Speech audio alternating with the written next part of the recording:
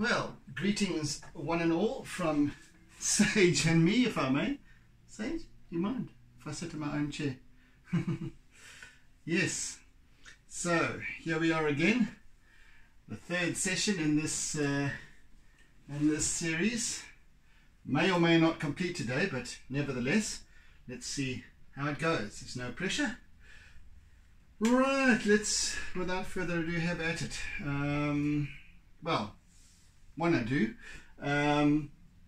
Welcome to any new subscribers, and welcome to you if you've happed upon my YouTube channel. So if you're not yet a subscriber, please do so and hit the like if you enjoy what you see here, and the bell icon if you want to get future updates of any uploads that might take place, that will take place, and share and comment. Yes, fantastic. So I'm going to just continue now, working with my Conte crayon as I take stock of where I'm at and what needs to take place within this as I reconnect with this piece. As I always explain, you know, I as the artist, I'm just a role player with regards to an artwork. I'm one of the tools. You can call me the maestro or conductor of the orchestra, and the orchestra consisting of many different instruments, and that, I think, is an apt summation of any artist, really, because an artist is only an artist because of his or her tools, the medium, the subject, and that's where I like to place myself, not in a pompous way, of course, just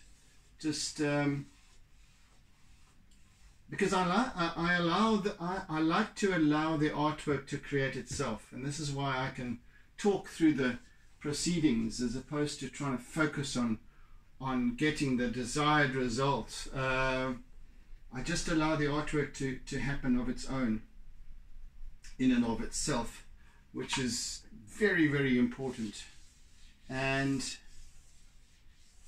that also shows me, or has shown me, that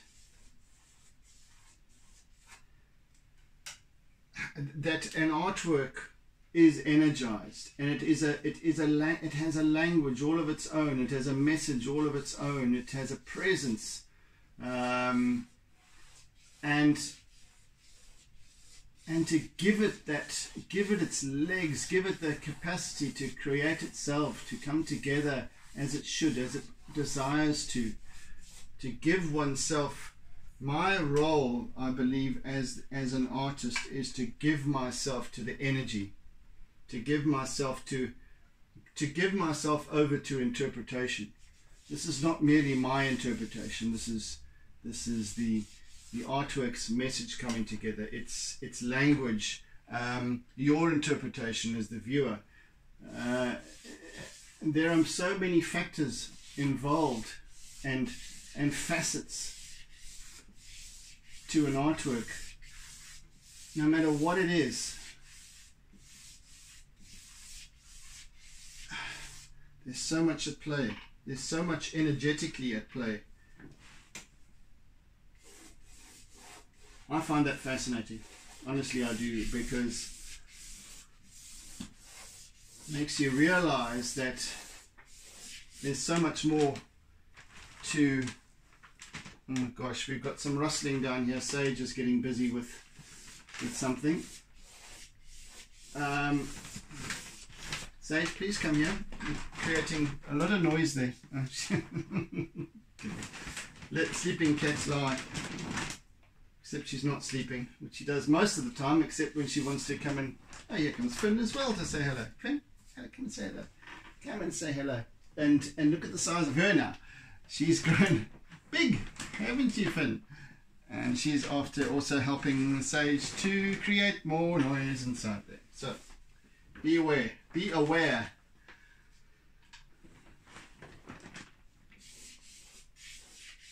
I might have to extricate her from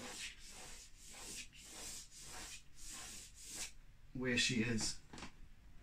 Come, Sage.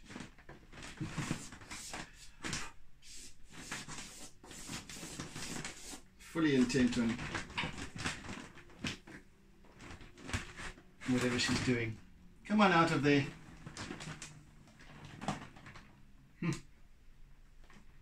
Well, I do apologize if it's creating some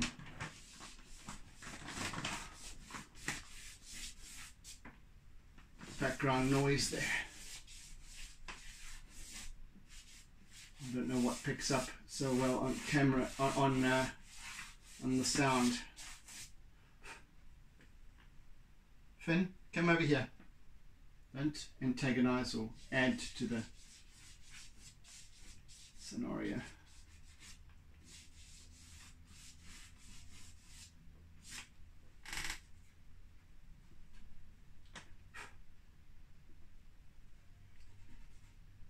Yes, so my role is to simply feel whatever it is that needs feeling.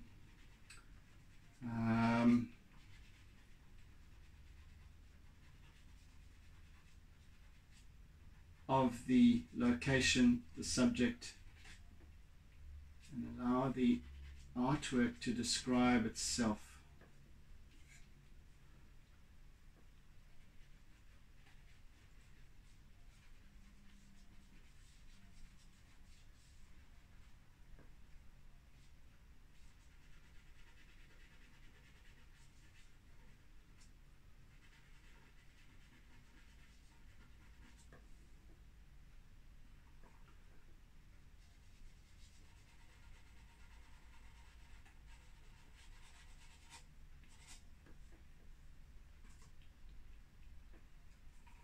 Seems that Sage is settled now, which is a good thing.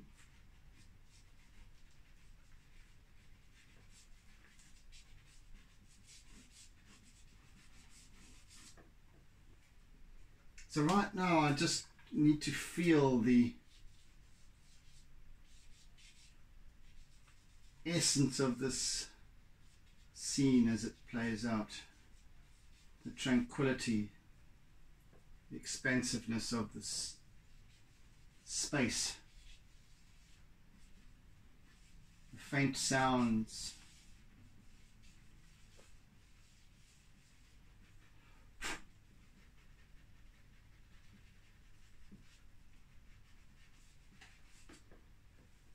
and of course, as I was mentioning previously,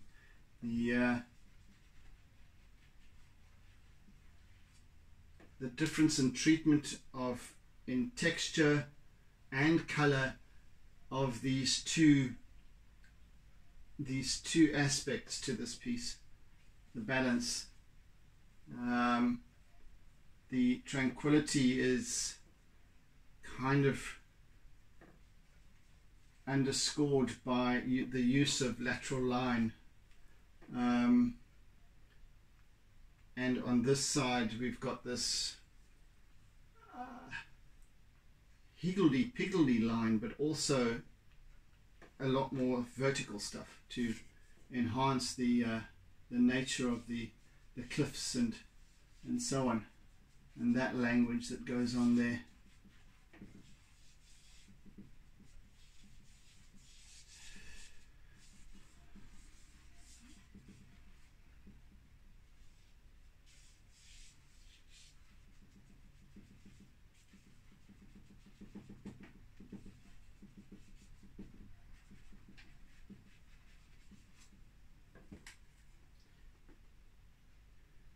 There are many aspects to Cape Town and its environs that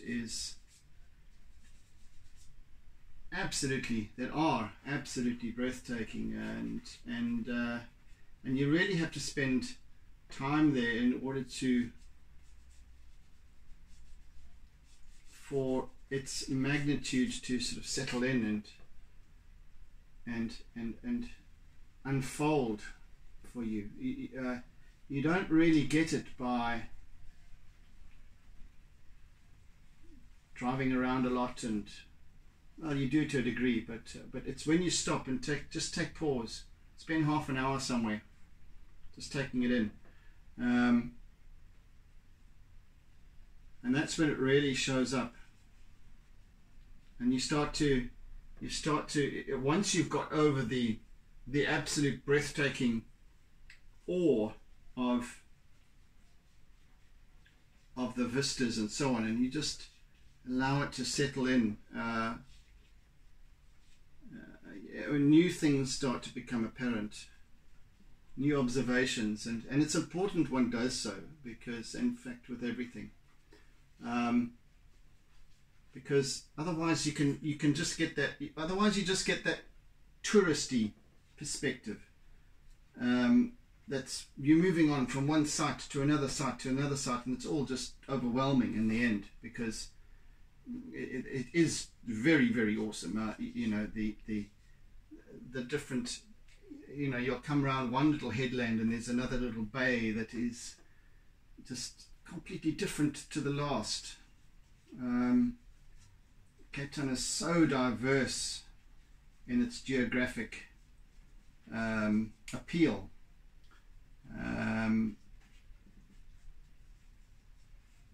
So I'm going to try over the next while to depict some of them, mostly sea, of course, but just to try and dig into not the obvious, yeah, Table Mountain and whatever. Yeah, fine, incredibly awesome, but just to try and get into some of the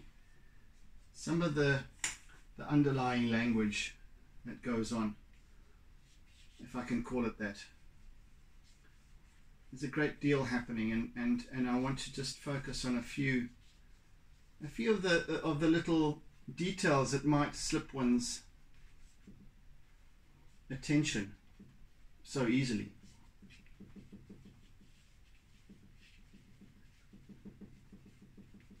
I'm just kind of here now, just adding a few highlights in that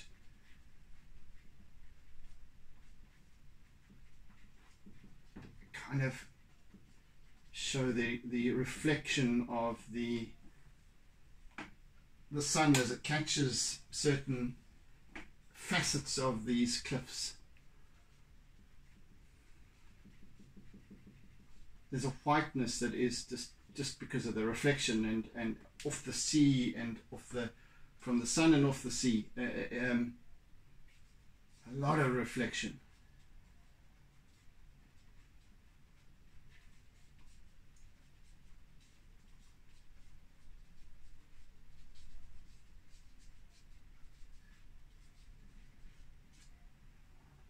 Right, and I think a little bit more of my conte just to get more subtle line work in, white line work.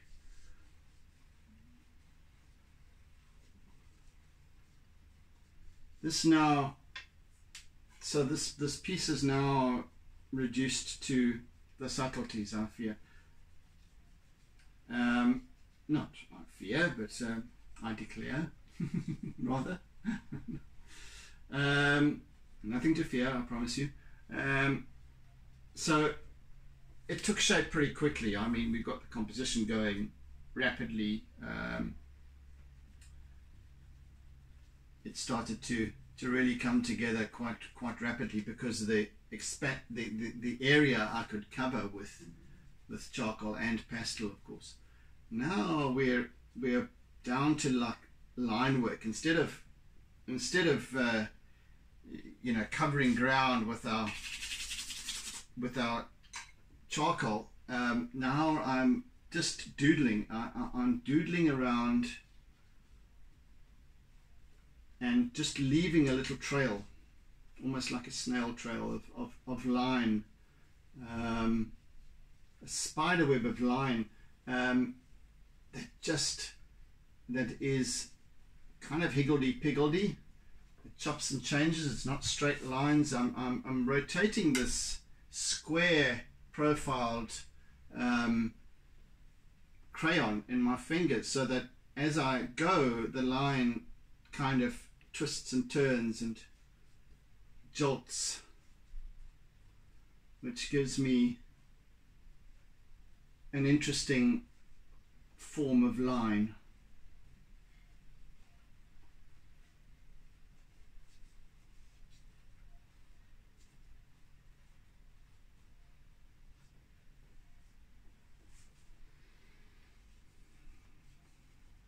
And once again, with the same crayon, I use my line differently on the ocean over here.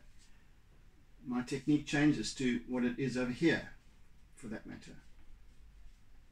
And that's just, I'll just bring that about with the wrist action, really.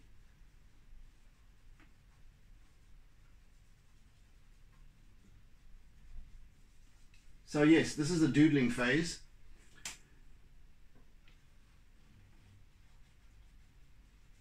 And now you might gather the importance of that I place on doodling as an art form. Because we can doodle unconsciously almost.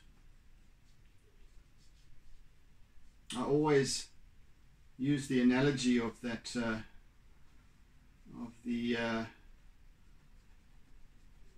in days gone by, when we used to have an analog telephone on a telephone table with our little pop-up index, telephone index, and we'd sit there at this table chatting away to whoever we might, and next to the phone we'd normally have a little pad and a pen to take notes of numbers or whatever the case may be, and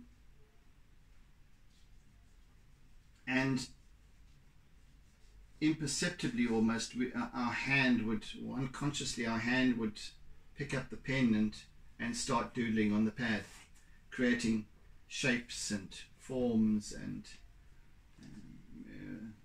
yeah, literally just free-form doodling and unconsciously, not telling ourselves, well, now I'm going to pick up the pen and be an artist. And therein lies the key that I'm always trying to get at with regards to that inhibiting statement that I am not artistic, that so many of us tend to have,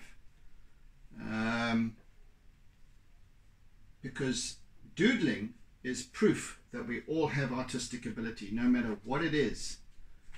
That's simply unconscious or subconscious interpretation.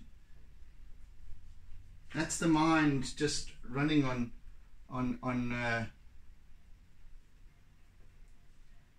its reserves,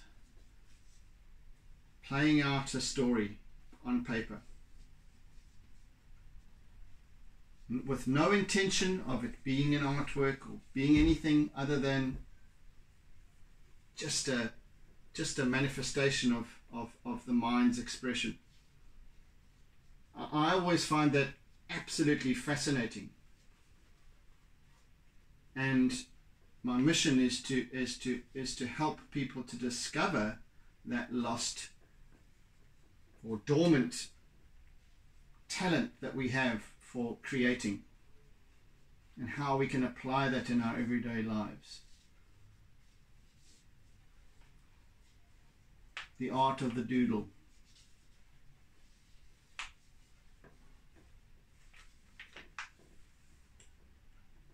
Not so, Finn.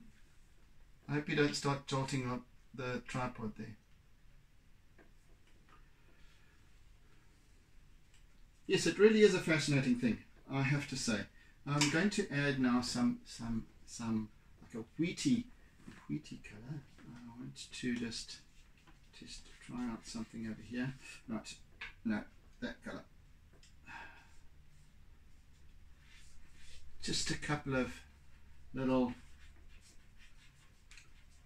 differences in tint and hue over here. A couple of yellow spots, just a couple of yellow spots. I want to yellowy orangey sort of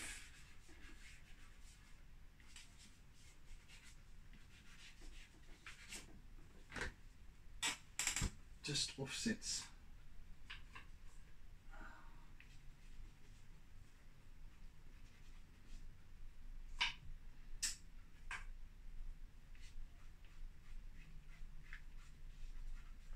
A little bit of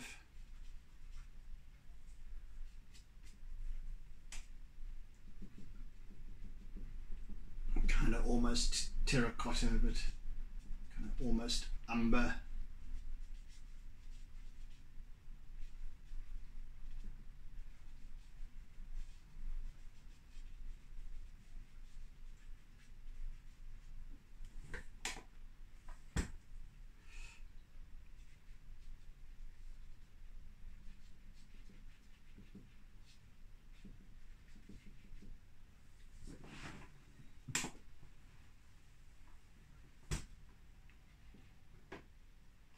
Nothing extreme, quite subtle in fact, but just picking up on it here and there.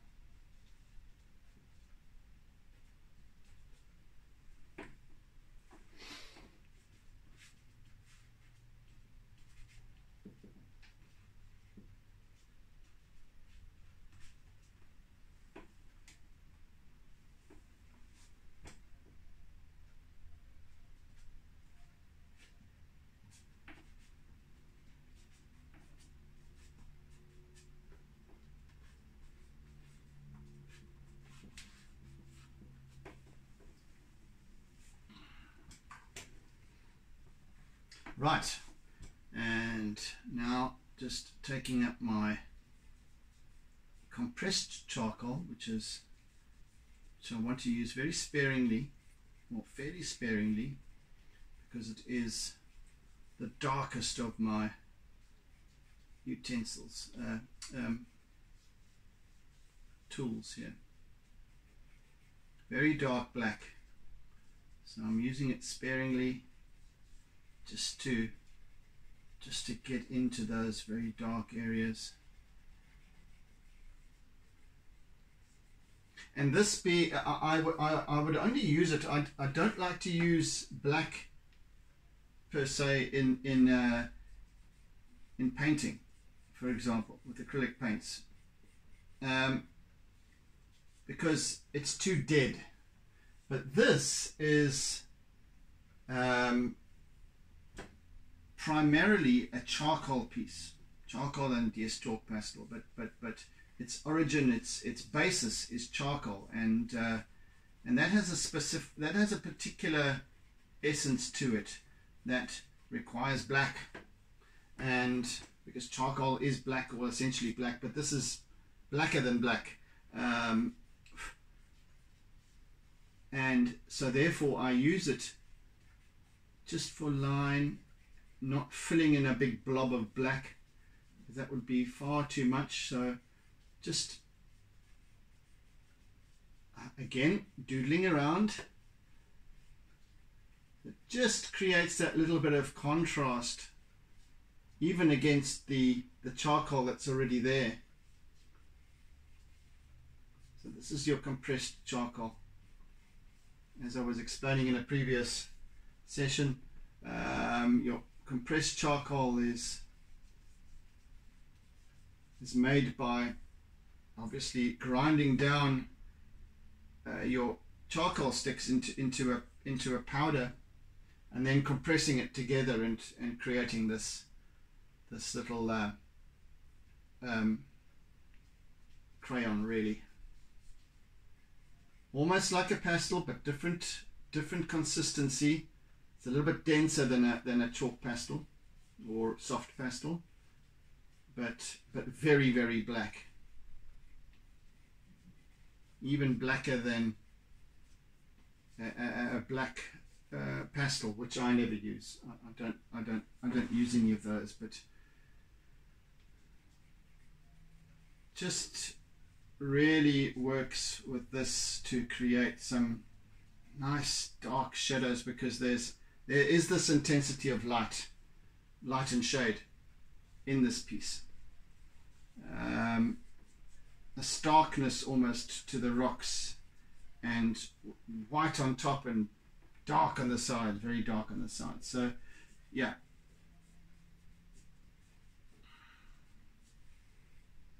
just needs something of a, whenever you look at something bright, especially in terms of landscape, there's a great deal of contrast of light. There's this bright light coming at you, that sort of overexposed light, which then makes the dark shadows and whatever you much more intense as well.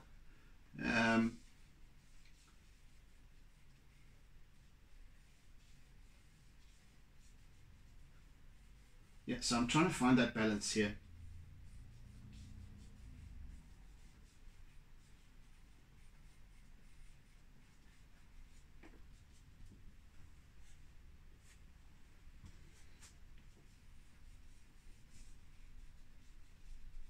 I might appear to be laboring this piece a little at this point, but as I've explained,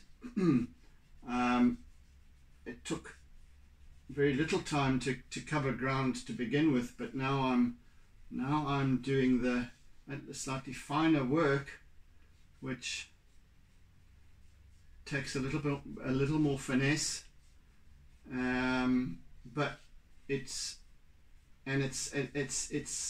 line work always takes more time.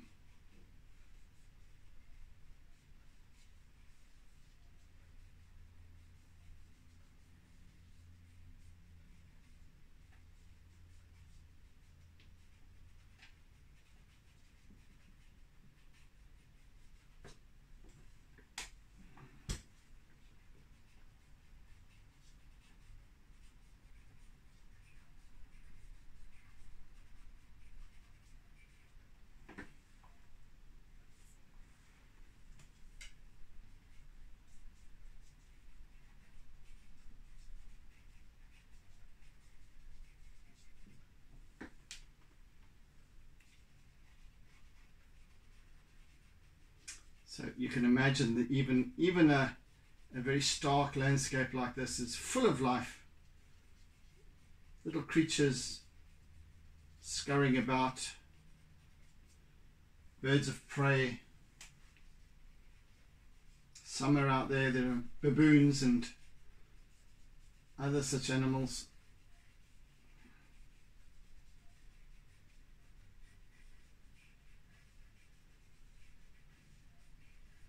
Never ceasing. So you'll only really start to gain a perspective of the life of a place like this, beyond the awesomeness of the vista, when you sit and contemplate it for some time. Take time to settle in, take time to let it really reveal itself to you, and then you start to get a handle on the wonder of nature, I think. Just like when you sit and look into a fire, or sit on the beach and look at the ocean, the heaving surf, or and over and over there's a repetitiveness that it's kind of it becomes almost meditative, but the detail reveals itself more and more and more, because even though, like the ocean, the sea, the surf is repetitive, but it's not. It's every single time it's different. There's a new sound, there's a new intensity of sound, or there's a new lull. There are new facets to the waves, to the surface of the water. It's constantly changing. It's wonderful just to sit and allow these things to, and especially in a place like this, which is otherwise very still. Well, aside from the wind that rushes up off the bay, up these cliffs, but with that brings other sounds and things to see and feel, and yeah.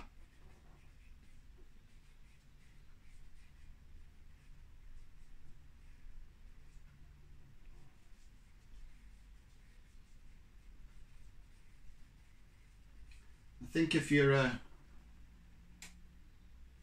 perhaps if you're a plein air artist who goes and paints or sketches in life out there, I think it's important to spend some time just sitting and observing before picking up a paintbrush or a pen or a pencil or a piece of charcoal. Just to observe and let it sink in.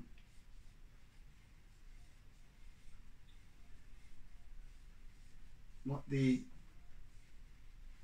is to be revealed, or what is the artwork that you're about to create? What is that going to reveal? What is its language? How does it feel? That's, I think, perhaps the most important factor when it comes to creating. How does it make me feel? And I don't mean creating in terms of an artwork necessarily. That, yes, but situations when you're creating. I don't know. Whatever it may be, how does it make me feel? Because you get the creative essence comes from a feeling. We act and react according to how we feel, how something makes us feel. So it's important to know what it is that we feel and why. Because sometimes we act and react irrationally, or without thinking, without thought.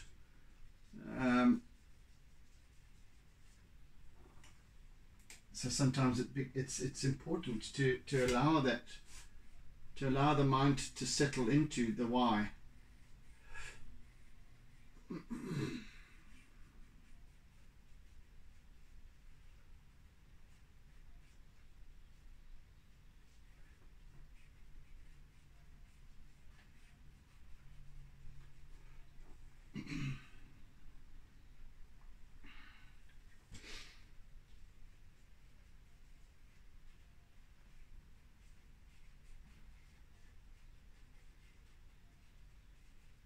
So we shall complete this piece during the next session. Give it its due. Allow its time to evolve. I had half anticipated we would complete today, but as I sit here and as I talk my way through it and explain how the importance of feeling it, I realize that it needs more it needs a little more time to fully unfold. It might not change the visual expression, but certainly it will change it will enhance the language of this piece.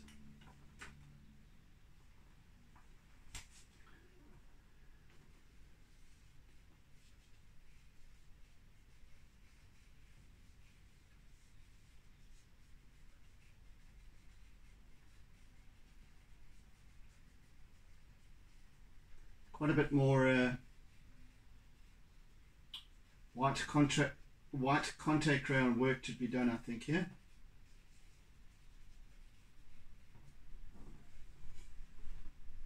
Yes, but I think if you take if you slide your little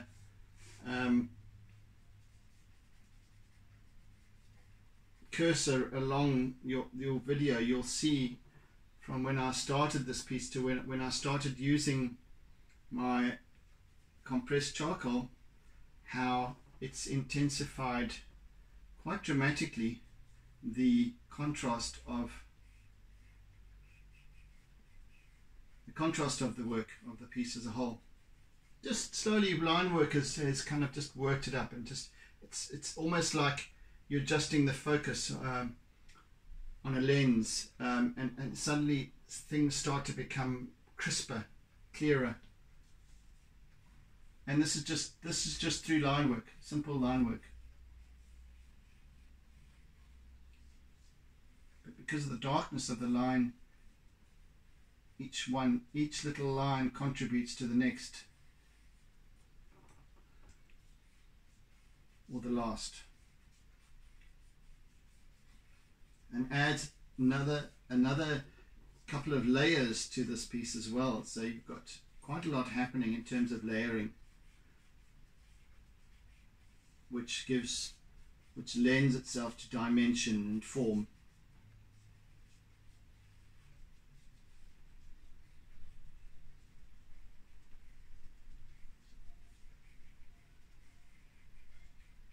These rocks, however many tens or even hundreds of millions of years old they might be, are weathered beyond imagination. They're so full of so full of detail, form, cracks, little fissures and colorations of moss and weathering and myriad of different facets. So I try to keep that in mind. It's not just flat color and outlines. There's a lot more that goes into the energy of it, even.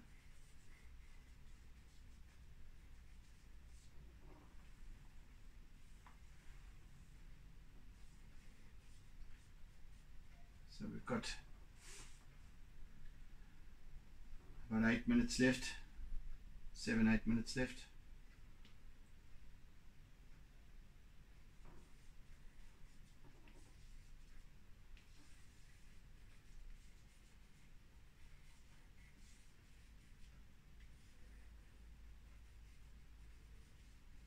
Once again, if you have any comments, I do appreciate them always, and if you have any queries about what I'm doing or why I'm doing it, or techniques or anything like that, I'm willing to answer, and I'd always appreciate comments. So yes, by all means do so.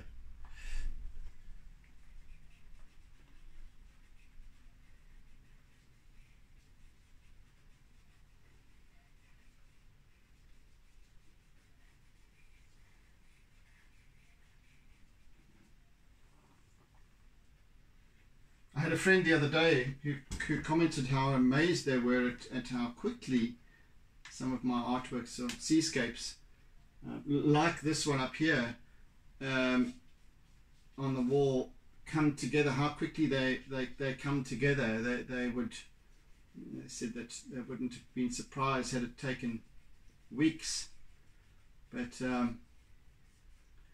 if it was an oil painting, perhaps yes. But when one applies oneself to consistently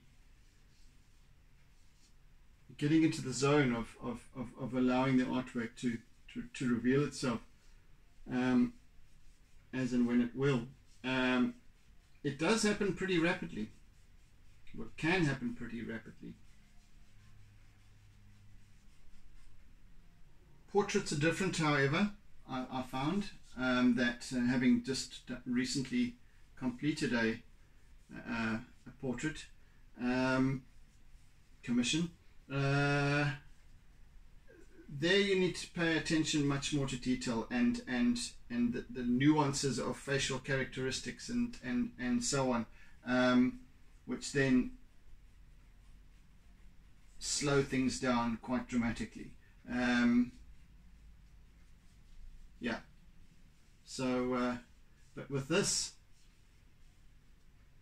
once you've got your basic structure of the layout, and the composition is key. The composition actually comes about along the way. How it's shaped is, and the negative and positive space, etc. That comes about initially, but the true composition reveals itself much further down the line. It's still coming together, in fact, as I start to bring out certain highlights and allow certain other aspects to recede. That composition, which is essentially the language of the artwork, develops during the course of the artwork. It's very different from a photograph, which is composed in the moment and it's already there in any case. With an artwork, there is a different language and there's a different there's a different way of, because you're not trying to, well, we shouldn't be trying to replicate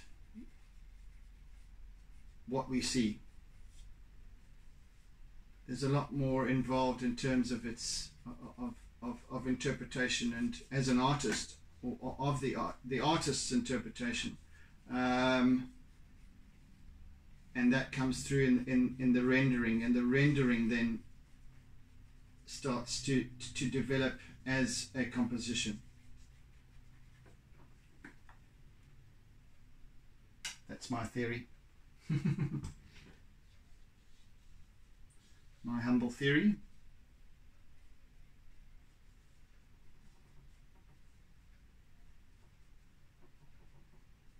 The shapes and form of the composition might be there, or the skeleton, but then it's like, it's a case of filling it in, fleshing it out.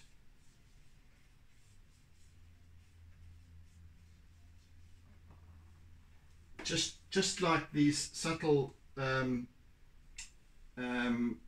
introduction of color, of the browns and the yellows, really changed this piece quite dramatically. Just that.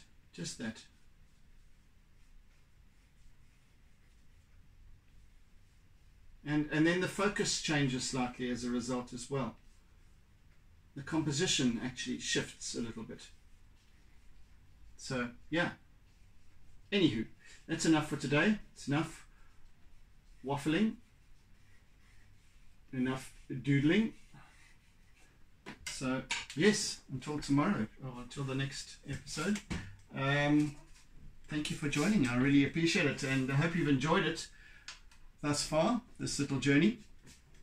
And yes, do tune in again for the next session, and welcome once again to anybody who's newly happed upon my YouTube channel, and hope you stick around for the next one and the next few. So to do so, please hit the subscribe button and the bell icon so that you get notified of any future uploads, and like, comment, share.